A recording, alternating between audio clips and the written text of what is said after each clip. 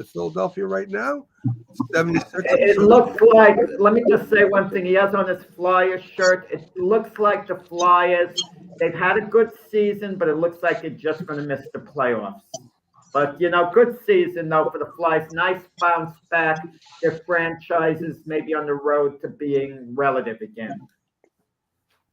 Yeah, kind of. Yeah, there you go. All right. Great leadoff question. Let's talk about the 76ers that are actually in the playoffs, though, Pat. They may be in the play-in tournament against Miami, depending on what happens. A lot of the games are today. I think this is last day of the regular season, if I'm not mistaken. They could end up playing Miami and that would be a heck of a playing game, Pags. That Miami has the 76ers number in the last couple of years. Am I right there? This regular season with Joel Embiid, we have beaten Miami. Without Joel, they have beaten us. So it'll be tough to say. I know that last year being the case, that Miami had our number. Right. So Miami hasn't faced this team. Obviously, it's a much different team with with Joel being on it and back. We won 7 straight. There's no reason to think that we won't win 8 straight. Yes. And if I guess we need also Atlanta to win, beat the Pacers, which that may not be. That might not happen. Atlanta's not as strong as they were last year by any means. So Embiid's back, Maxi's back, playing together. They're one of the best duos in the league. What do you think? I mean, suppose 76ers win and they get the 4th spot and they play the Celtics right off the rip. Is that a quick out for you guys? So you're saying that we would lose the play-in game, the first play-in game, get the second play-in game, and get the 8th spot and go against the Celtics. That would be a shame. That would really be a shame.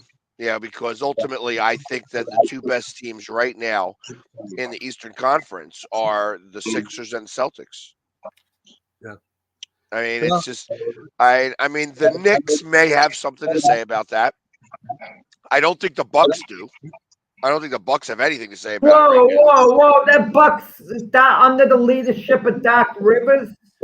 I mean, come on. Hey, Jack, welcome back from the loony bin. I know you were on suspension from the loony bin, and that's a loony conversation right there, starting like that. Like, oh, Doc Rivers is the savior of Milwaukee. He will have them playing tenacious defense during the playoffs. He's peaking them. Oh, they'll be tenacious, all right. They're going to be tenaciously out of the playoffs in the first round. I'm sorry, Jack, but Milwaukee, they missed Drew Holiday, and he's actually on the other team. That 2-way player, that defensively they're missing him a lot. Yeah, but they have a coach who's a defensive specialist in Doc. Defensive specialist, my ass. No, I mean, listen.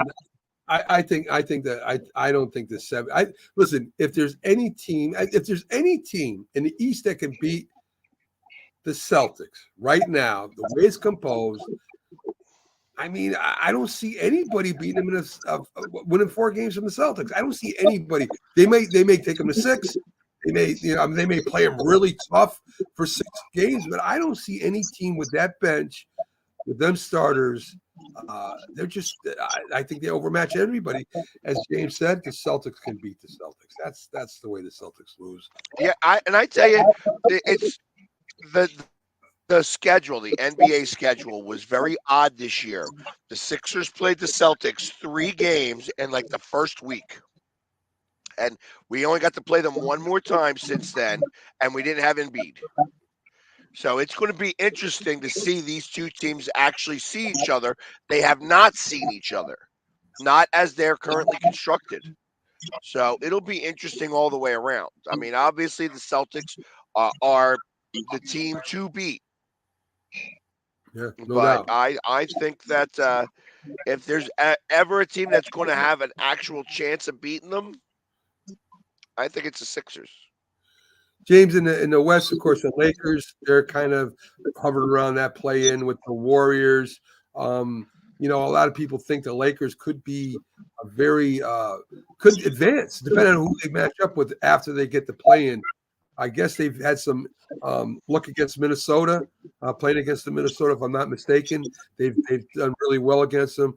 But if they end up playing somebody like you know, the Nuggets or something like that, it might be over quick for them. Yeah, I mean, look, I'm a huge fan of LeBron James, so I've been watching all their games. The Lakers, LeBron doesn't play much defense anymore. We all know that. He picks and chooses his spots, but having AD, he's been on the whole year. He's been healthy and he's been really dominant defensively. So, but my thing is, he every time he's played someone like the Joker, he really doesn't man up against him. The guys like that, big guys, he can dominate other people, but he really just like gets manhandled when he plays the Joker or he plays the guy from Minnesota, who's the dominant defensive center there. Rudy Gobert. Yes, this guy's just that.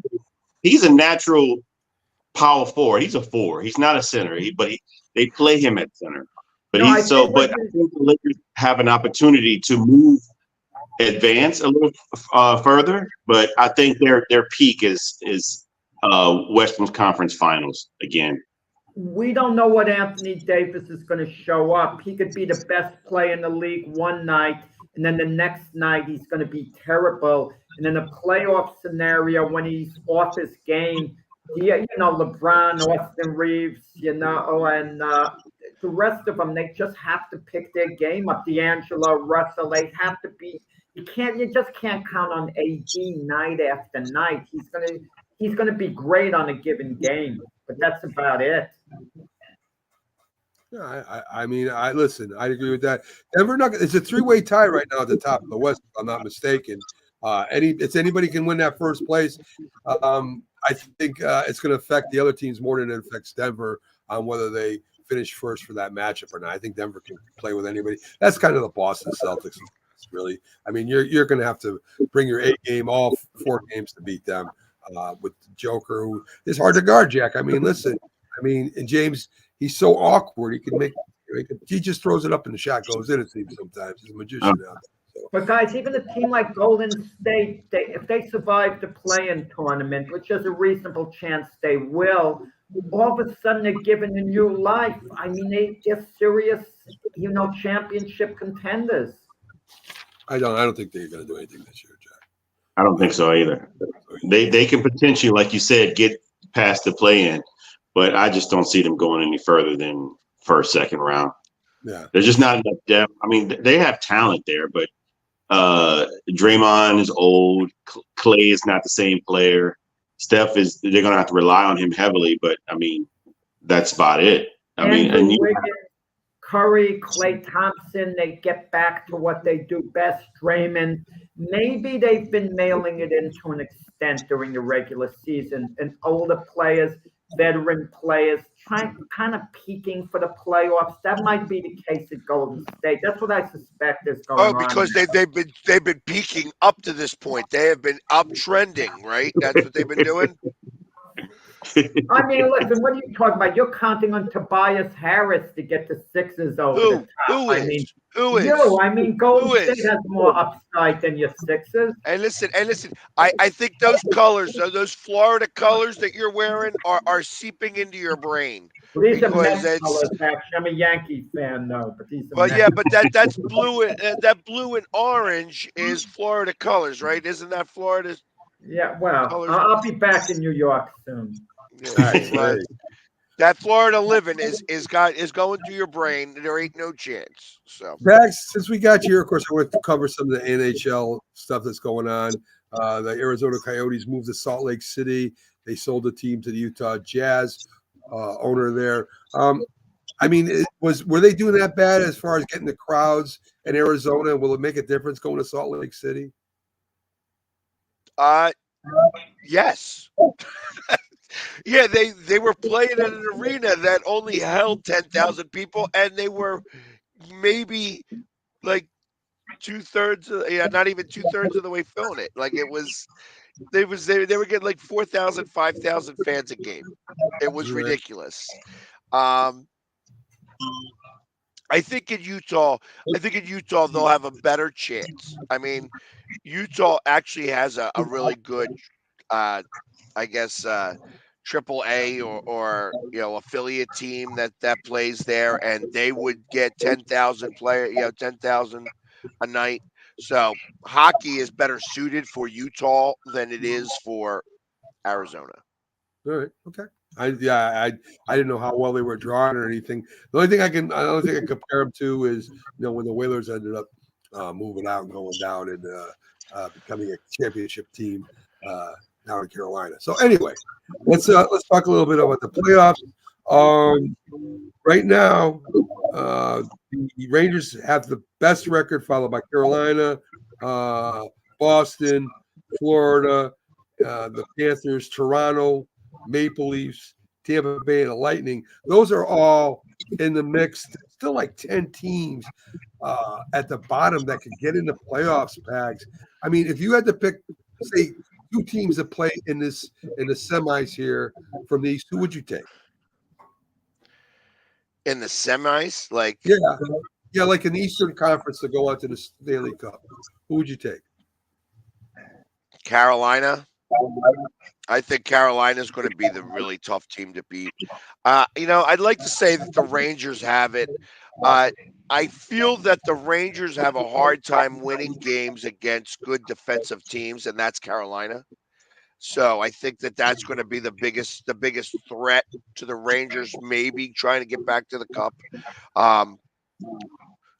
Capitals are starting to come on strong, and that's going to be a tough matchup against the Rangers if they make it. Pittsburgh's really the team that actually holds all the cards. If Pittsburgh wins the next 2 games, Pittsburgh's in. Okay. And it doesn't matter what anybody else does. I mean, I think the Capitals actually, if the Capitals win 2 games, they're in. But the Capitals' last game is against the Flyers, and I think that if it comes down to that, if the Flyers win that game and they have a tied score, the Flyers will be the one that gets in. So it's going to be interesting. I don't think the Flyers make it, unfortunately. That 8-game losing streak couldn't have come at a worse time. All they had to do was win 1 game. One of those games, 8 games, even tie one of those 8 games. Another one, because I think it was 0-6-2. So if they went 0-5-3, they would be in that spot, that number 8 spot. So they really did it to themselves. Gotcha. In the West, Western Conference, Dallas Stars, the Canucks, Colorado Avalanche, the Winnipeg Jets, Edmonton Oilers, the Nashville Predators, with 10 other teams. When is a Canadian team going to jump back up there and fight for that Stanley Cup? What was it? The Canucks I'm not sure, a couple years ago had a shot and they kind of got blown out. Is there a strong Canadian team this year, Pags? Winnipeg, maybe. I don't trust Vancouver at all. Actually, I think Vancouver is not sound enough, and they're going to wind up having to go up against either. I think they're going to wind up probably going up against the Predators, which will lose. They'll lose that series because I think Nashville is coming on pretty strong. Anybody that goes up against the Golden Knights is going to get beat. And I think that that's their prime because of the way that they, for lack of a better word, cheated. You know that these teams right now, the NHL's got this loophole where you can manipulate the cap by having people sit out and be injured, and that's what they did. They're like, okay, everybody's hurt over here, and we're going to bring in all of these guys at the trade deadline, and then at the end at the end of the season, everybody's going to miraculously be better, and all of a sudden, this is the Tampa Bay road to the Stanley Cup. That's what happened to Tampa Bay when they won. That's what Las Vegas is doing now, and Las Vegas is going to be a tough out. I think the only team that's going to really be able to handle Las Vegas is Carolina. Okay. Yeah, the Avalanche always seems to have a good team. The Dallas Stars kind of surprised me being that good this year. I don't think Las Vegas is even. They're down at the bottom. A couple things would have to happen for them to get in the playoffs, right, Bags? No, they're in the 8th wild card spot. They're going to get in. Wild card? All right. Yeah, they're going to get in. They're everybody else is eliminated, so they've actually made the 8th wild card spot. They can get up as high as. Well, they have 3 games left. If they were to win all 3 games and the Predators were to lose their last game, it's possible that that could be a switch of 7 and 8. But other than that, Vegas is in. So the Western Conference, who you favor then? You think Vegas takes it all? Do you think Colorado takes it all? I think Vegas is going to be too tough to beat. All right. So what you're saying is maybe Vegas versus Carolina. Carolina. All right. That would be a good one. That would definitely be a good Stanley Cup. Let's turn our attention to Major League Baseball. We know the umpires, some umpires love to be the talk of baseball, right? They want to be the guy that stands out with their ridiculous calls or with controversial calls. You mean Angel Hernandez? Yes, you know exactly where I'm going. And the strike. If I was an umpire, I would be mad at this guy. They want to replace you with computers as it is. They want an electronic strike zone. This guy, if you look at the clip that went viral, the pitch is like 6 inches, half a foot out of the strike zone. He calls it a strike. He's been doing this for years. Listen, either the umpire union's got to get it together and say, listen, we got to start suspending, punishing these umpires that are not calling the game right, or we're going to be replaced eventually. James, let me get your thought on this. Do you want an electronic umpire behind the plate? No. I mean, why would you want something that has the potential to create, error? I would rather human error than a machine. I just couldn't. It's like saying I want autopilot on a Tesla car. So and you're sitting behind the wheel and just letting somebody else drive it for you instead of you driving it yourself. I would rather a human, just the reaction is just different. That's driving. We're talking about, losing a game that could potentially put you in the World Series because of an umpire that needs glasses, evidently. What's wrong? Wait, Matt, you got glasses. I got glasses. What is it? You're saying if someone wears glasses, they shouldn't be umpiring. I tell you what, Jack. I would trust you behind the plate more than I do Angel Hernandez. Guys, you know what Angel Hernandez did the other day? He calls a strike on one of the Texas Ranger players, and the player just looked at Angel Hernandez very quickly, like he didn't say anything, a quick glance, and then he turned his head back, and Angel Hernandez kicked him out of the game. I mean, some of the calls of this guy is ridiculous, not just the strike zone. Yes. He's making fun of you, Mac. That's okay. Yeah. I wear a funny. I just don't have the mustache. I have the funny glasses and nose. I just don't have the mustache. So yeah, listen. I felt like one of these guys was not like the other. I had to put my glasses on. Yes. Listen, Pags. I agree with you, man. Listen, this to me is a big thing right now with them testing. A lot of things down in minor leagues have come up already. I think this umpire thing's going to come up. They'll still have an umpire behind the plate to call, whether the guy slides in or not, whatever there. But this is This is going to happen, especially when you have a guy like this who thinks he's bigger than the game out there making I stupid. feel like he's doing it purposely now. I feel like he's doing it purposely. No. Years ago, Angel Hernandez filed a discrimination suit against Major League Baseball. Not years ago, last year. Last year, I'm sorry. Thank you for the correction. And Major League Baseball seems to be scared of him because of that. No, Major League Baseball won. They won that. He's Why not is he allowed to still go in the umpiring? playoffs. Why is he still umpiring if they won? Well, because unions are strong. I tell you what, the worse than that 3 pitches that were way out of the strike zone. The Yankees, where he disconnected from the rubber and didn't re-engage and threw the quick pitch and was like, and they're like, what the hell's going on? And then he got kicked out of the game. That hurt Angel Hernandez worse than anything else. They are going to eventually have to get rid of him. There's no choice. That's it. That's what you do. And just the idea we're talking about, how many umpires can we name the names? But you hear the word Major League umpire and Angel Hernandez comes to mind. He's being rewarded for incompetence. Yeah, the last one I could think of was Buck. Joe Buck. Wasn't that his name? You're talking about the announcer? No, I'm talking about the umpire. Oh, Joe West. Joe West.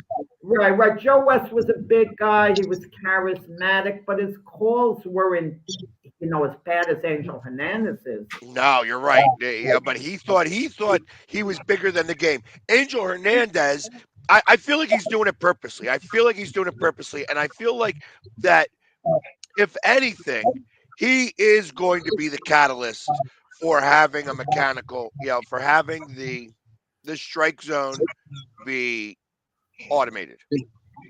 It's bound to happen. I mean, it's just putting a rush on it. So let's talk a little bit about Ohtani becomes the leader as far as Japanese-born players hitting home runs. He just went by Matsui. Of course, we're getting kept up to date on what's going on there right now. They're saying that the interpreter, IRS agent, comes out, says the interpreter may have spent up to $16 million in betting, that he placed something like 19,000 bets, something ridiculous. See if I got that right. Yeah, 19,000 bets. I mean, that's crazy. $16 million later, Ohtani's still playing. Missouri is going to end up going to jail for something, whatever it is. You don't think so? Nope. He ain't going to jail. And I tell you, the more outlandish this story becomes, the more I feel they are doing a weirdo cover-up job. This is all a cover-up. Absolutely. There's no chance in hell. No chance in hell. Listen, let's change the numbers. Let's take off 6 zeros. 6 zeros from this number. Or actually, let's do it. Take off 4 zeros. Take off 4 zeros. Make it only $1,600 rather than $16 million. Any one of us that had $1,600 taken out of our account would notice right away. The fact that, is Ohtani that dumb that you don't go look in his bank account? Come on. He knew everything that was going on. There's no way he's going to face jail time. They are still best of friends. I'm sure they're still talking every day, and there's no chance. This is all a big cover up. And if it was Roger Goodell that was running this league rather than whoever is the commissioner of baseball right now, it would be done so much better than it is. The fact that the feds are involved and all this other stuff, this is all charades to try to placate the public because they found out that Ohtani was betting. And the next interpreter that they have there, or whoever they got going on there, is going to be more like a counselor to help him with his gambling rather than doing anything else.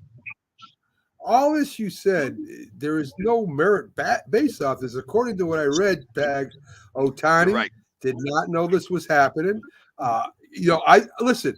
If I'm making $700 million, I'm not checking my bank statement. He just started making $700 million. So Well, all he this signed- money is before this. Well, Right, what it's did he make? before. And he Well, the deferred money it. is He deferred deferred it. to It's the only vast $2 million a majority. year he's making. Well, what do you make with the Angels? Millions, right? Multi-millions, right? I mean, are you He going made to multi-millions, but not enough. Not enough that. Hold on. Are you? $16 million. $16 million. Listen. I think it's odd too. But maybe he did notice and report it at that time. That's why they put the whole thing in motion. They were playing some type of game in the Angels dugout, or maybe it was in the Yankees dugout. All of them, like there was like 4 of them that were playing this game, and it was like a little gambling game. They were playing to try to get the baseball into the cup, and when he got the baseball into the cup, there was like a lot of excitement. Like it was like, oh yeah, Michael you could tell they Jordan were used to gambling. toss quarters. Is that considered gambling? With the It is if you're betting on it. It is if you're betting on it.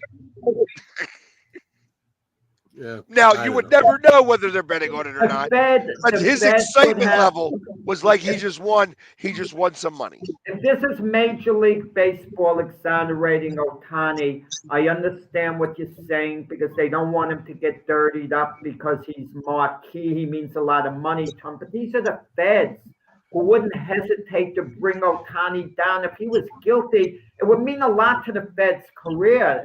You know, the way they do business, that they're bringing this guy down, it would be sensationalized. It would elevate them to a degree if they could bring him down if he truly was guilty. All of which is 100% true is what you're saying. Truth of the matter is that this is a big snow job. This is a cover up in a monster way. I don't care what anybody says. And we'll find out 12 years from now when Otani's done playing that it's going to come out that he did gamble on baseball. And then, unfortunately, we will not have this show anymore because, Jack, I'm sure that you'll be too old. Yeah, but that's possible. I mean, listen. I don't know. I'm gonna. I got it. I mean, I'm in top shape, Pag. Yeah, I work out all the time. Listen, there's going to be books written about this. There's going to be movies made about this. I mean, it's going to be something that will be discussed. There'll be conspiracy theories about this. You know, it's sort of like, you know, the grassy knoll with Kennedy, right? Come on. I mean, you know, if it was true, we would eventually find out. They would eventually unseal whatever they're going to unseal. It would be eventually found out. But I mean, I will say there are some people who are indeed naive. They may not be dumb, Hags, but they are naive to trusting people, to handling their affairs. And this could be a potential situation where he just trusted this guy, especially not knowing the English language, just allowing somebody to handle his affairs. He knows the English language just fine. I tell you, this is to think that this guy is naive. You know, naive. This is like playing dumb. I have no idea. Hold on. I gave him $4.5 million. Hold on. No, I didn't give him $4.5 million because that would implicitly make me, liable for that money. Oh, so no, he stole it. Oh, now it's $16 million. There was a report that there were $180 million of bets made. 140 million were won, which means $40 million was lost in gambling. Pax, going to what James said, it is logical to an extent. There are athletes who are either naive or extremely trusting. And I'll give you examples. When Arturo Gatti was alive, his manager, Pat Lynch, handled his money. And whenever Gatti needed money, Lynch would give it to him. That's his manager who he trusted. Michael Spinks had his promoter, Butch Lewis, handle his money and pay off bills. I mean, you have cases. Oscar De La Hoya, for a while in his career, early on when he was making big money, he had someone else handle his money, some banker, and would give, I'm not sure, was he a bank? I shouldn't say that, and would give him money when he needed it until De La Hoya finally took charge of his own money. You do have athletes like that. You do. You listen, you have married people who are going to have their spouse handle their money completely, and they have no clue how the money's being handled, but they're trusting.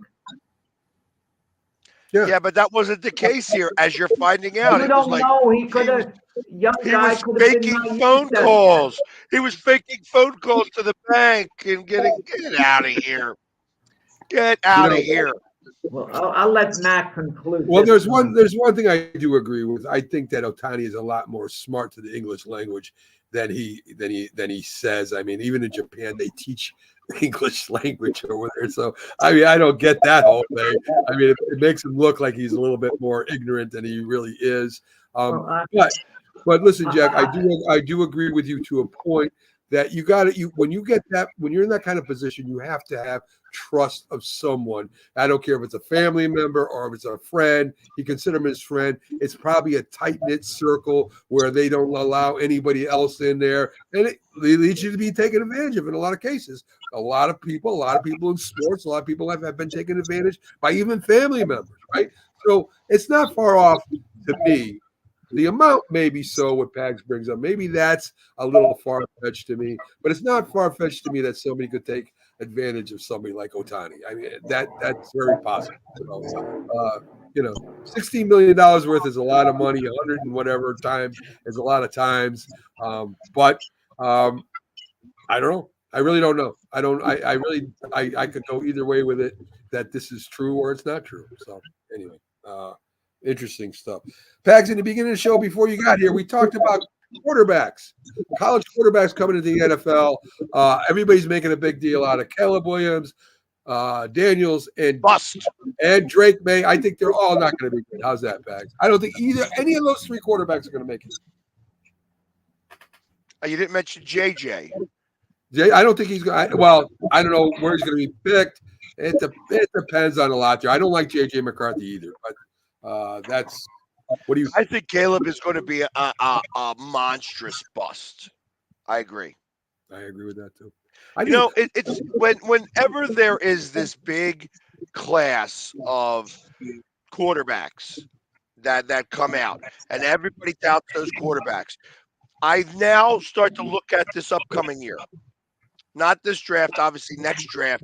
That's where there's going to be a whole bunch of quarterbacks picked, and they are going to eclipse anything that this class does because they're not going to be as touted. And I think I think Caleb has been a joke. He's made this whole situation a joke, because of the way, I'm going to go, but I'm not going to, take part in the combine. I'm going to go, but I'm not going to take part. And then I'm going to, paint my nails and go play, he's making it a joke, and that's going to be his career. It's going to be a complete bust. And what the worst part about it is that Pittsburgh has got their quarterback now in Fields. And he's going to wind up taking them to like the second round of the playoffs this year. It's possible. I think Pittsburgh's talented enough. That's for sure. Even without Fields, I think they're talented enough. That's a great question. Whether Fields will be starting for the Steelers over Russell Wilson before the year is out. No doubt in my mind. 50-50 to me. It might very well be the case. Very possible. Very possible. And let me ask you this, just quickly. In Philadelphia, the Eagles picked up Kenny Pickett.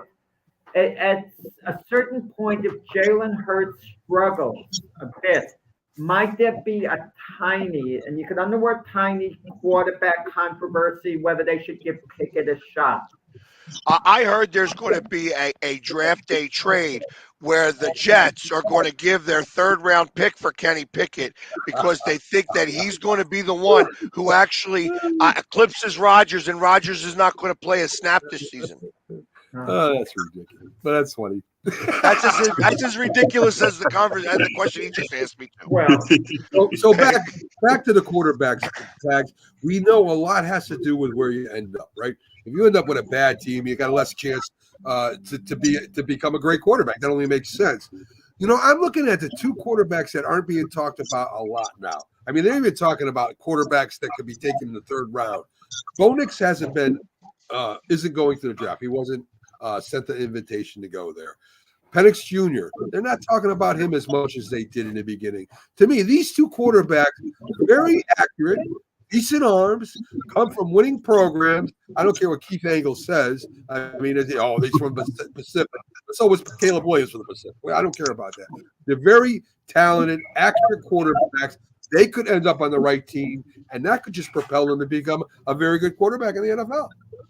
I tell you, if I was Chicago, and that's just me. If I was Chicago, with the first pick in the draft, I'm going to surprise everybody and go with Marvin Harrison Jr. and take him number one. And then with the number 10 pick, take Michael Penix. That's what I would do. Wait, Pags, wait a second. You don't know what you're talking about. They turned down the deal, the Bears with the Commanders. The Commanders wanted to flip-flop number 2 for number 1, and they give an additional 2 number 1 draft choices on top of that. So if the Bears really wanted to do that, you make the deal with the Commanders, and you take Marvin Harrison at number 2, but who's going to then be quarterback the Bears? I know they go number 9 again. You could get Bo Nix and Michael Penix. But did you really improve yourself from Justin Fields taking one of those guys? It's risky. Now, hey, listen, you think if they believe that they think that they got a better quarterback now with Caleb Williams over Justin Fields, that's the problem with the Bears organization. He is better than him. He is better. Fields isn't that good. He hasn't played yet. Good. But I saw Justin Fields at Ohio State. He's a talented, athletic quarterback, but he's not in the same breath as Caleb Williams. He's better than him right now. In fact, he's won more games. He's won more games than Caleb Williams has won. I agree with you, James, on it. These guys don't get it. He's been there 3 years, Justin Fields, with the Bears. He's the equivalent of what Sam Darnold was with the Jets. Maybe he'll thrive in Pittsburgh. Maybe he will. Oh, man, I love this. Wait till Caleb is 3 years with the Bears, and he's won as many games as Justin Fields does. I'm going to love this. I'm going to laugh. I'm going to laugh at you, Jack. I'm going to laugh at you, James. I think most of that would be attributed to the organization itself. That's what we're talking about. That's exactly what we're talking about. And what is Caleb quarterback though? What did Caleb Williams win in college? What do you win? What games did they had no defense? They lost. He put up. He put the points up. That's you can't. They played in the Sugar Bowl. They played in the Sugar Bowl against Tulane. When they played in the Sugar Bowl against Tulane, he put up 44 points. Tulane. He been brave up until 48. Oh, Tulane is the powerhouse that they won the Big Ten, right? No, they do. Yes, Tulane has had the best defense in the country. Actually, Tulane had the best defense in the country. That they have not, under Caleb Williams, they have not won a big game. I don't care about your Sugar Bowl. They have not won a big game. Caleb Williams throws a lot of interceptions. He's erratic. He's not controlled. He has no patience. And not only he's a bad dresser, James. I agree with that. All right, so that's and the Bears still have their number one problem is their offensive line.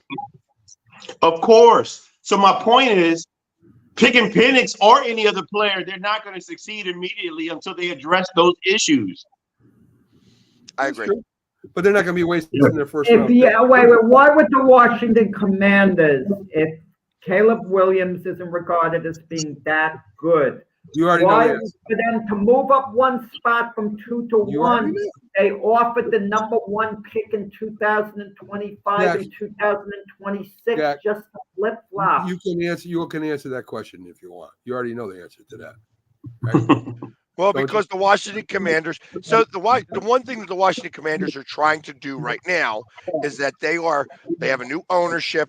They want to have a quarterback that they bring in and that becomes their own, and that they could they could attach their horse to. Whether he's going to be good or not doesn't matter. An ownership group needs to make that type of splash right away, and I that's think, what they tried to do. and I think there's some kind of relationship between Caleb Williams and the offensive coordinator, if I'm not mistaken. With Kingsbury, yeah, okay. But they can make the splash packs by taking Jaden Daniels and Drake May, with the second Drake pick if they want. Drake May is going to be the worst pick. It's going to even be worse than Caleb Williams and Hayden.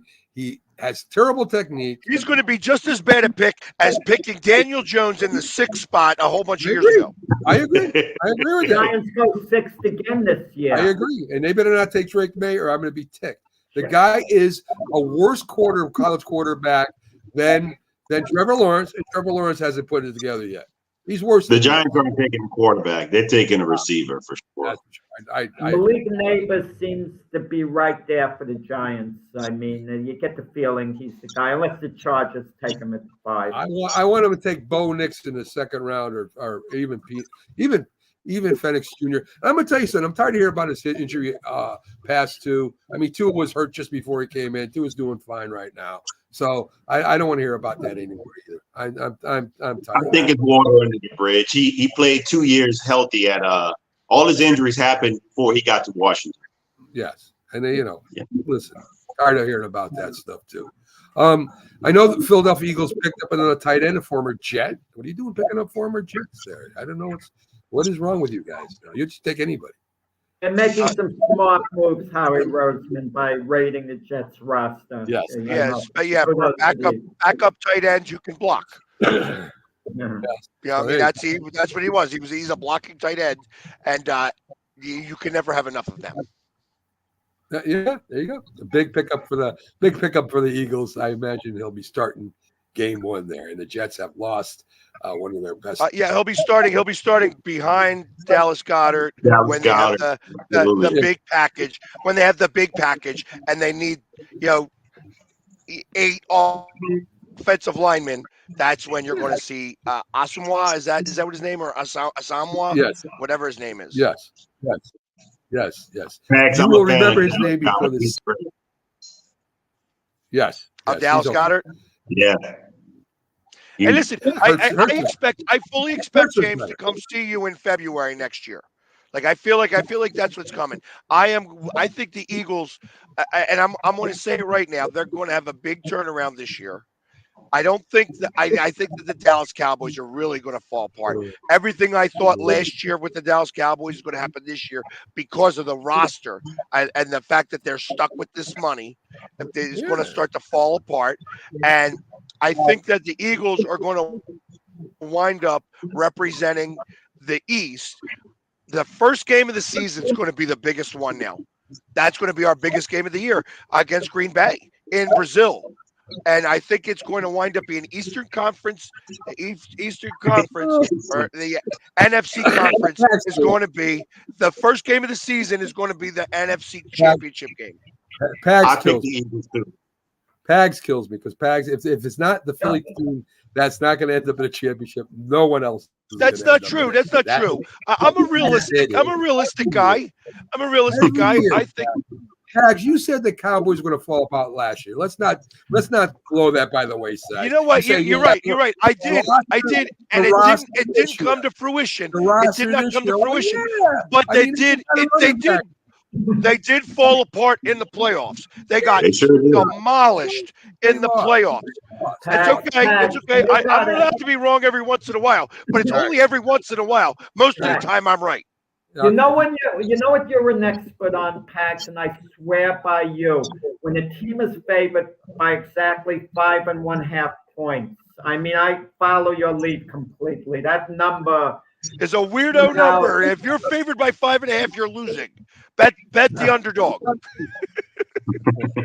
Pax, let me ask you this: it's the way teams finished the season last year. Mac is still proud of the way his Giants manhandled the Eagles at the end of the season. Why would He he be? feels that's going to help propel the Giants next season into a playoff berth. I don't know This about season- that. I don't know about that, but I did like the way the Giants continued playing. You know, they had a losing record. They weren't going nowhere. They continued to play hard. That's what The you're supposed to Eagles quit at the end of the year last year. Let's be honest about it. They quit. I don't think Pat. I mean, hey, listen, they resolved the locker room issue. They resolved it. I told you that I knew something that had happened. It was 100% confirmed on my side. I'm not going to bring it up because I'm not going to do that hearsay. It was leaked out a little bit, and whoever leaked it out got chastised in Philadelphia. I'm not that guy. I knew it. I knew what had happened. I told you guys that there was a locker room issue. We spoke about it with Jim Jeffcoat, and I asked specifically, could this tear apart a locker room? And he said absolutely. And then I got it confirmed from a real source. So I think I really believe that this year that problem has been resolved and that you're going to see a much more focused Hurts, A.J. Brown, Devonta Smith, and offensive line. The defense has got a lot of work still. They need a lot of work. This is going to be very similar to 2 years ago, where they're going to have to outscore. Don't forget you added a motivated Saquon Barkley. Let me ask you this. Wait a minute. Sam Reddick is the New York Jets. Is he going to be a big help for my team? Wait a minute. The thing that you brought up to James Jeffcoat was something that you said, but he disagreed with you later after you read the article that was supposedly, now this is by a reporter that is one of the best Eagles reporters in Philadelphia. This ain't a guy that talks rumors. He has sources in the locker room that told him the truth. In fact, he was very upset when this got brought up in the show. He ended up texting Jack saying, what you're doing here, you could get in a lot of trouble for. So I don't even want to talk about that anymore because to me, that's just something that's whatever. The offensive coordinators let you down last year, Pags. That's what let you down. They didn't make adjustments. I don't want to hear about there's always problems in the locker room between guys. Your offensive coordinators didn't make adjustments at the end of the year. That's what screwed up the Eagles. This year you have new offensive coordinator. Hopefully they can get everything together because I like it when the Eagles are good because I want to beat them when they're good, not when they're bad. So anyway, that's my thought. Okay, let me just ask Pags. Jets picked up Hassan Reddick from the Eagles. How much is he going to help the Jets? So here's what I heard about Hassan Reddick because I was confused about the way they did this deal, and from everything I heard was that he was being toxic about money. Like that it was a toxicity that was starting to permeate the locker room. And that's why they got rid of him for a third-round pick in 2074. You know what I mean? It seems like they got rid of him for nothing. He got his money. Listen, he's a great player. And if they use a wide nine, because the wide nine is where he excels, he's going to get double-digit sacks. I believe that's going to be a real thing. So yes, I believe he's going to help the Jets in a real way. Yeah, and they already got a great defense. That's just going to add to it. I mean, well, that's what I'm saying. I think because if it was the money that was really making him bitter, because he got that 19 sacks with the playoffs and everything, and he wanted more money, and he talked about it all season long, and there was word and there was rumors that he was sack hunting. Like he was going after the numbers so that he could quantify getting his raise. And that's what caused the issues. That he didn't want to do what the defensive coordinator wanted him to do. And that started to permeate a little bit into the locker room. Gotcha. All right. Well, listen, good pickup for the Jets. I mean, the Eagles got Bryce Huff? Am I saying it right? From the Jets? Am I saying it right? Okay. They got so they traded guys. Actually, Huff has not been anywhere near as good as Reddick has been. so far, but he is 3 years younger, and it's almost like he was where Reddick was 3 years ago. The Hopefully, Jets moved on hopefully it from can Huff. equate. They moved on from Huff in part because they felt he was a great player within a system, not so much a great individual player. Remains to be seen with the Eagles. If he could be great within a system and the Eagles set up a system, fine, you get the same result.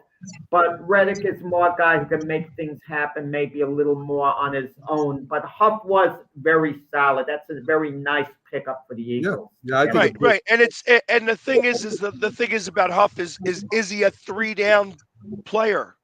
As of right now, he's only a 1 or 2 down player. That's the big deal. So we got to see if he's a 3-down player.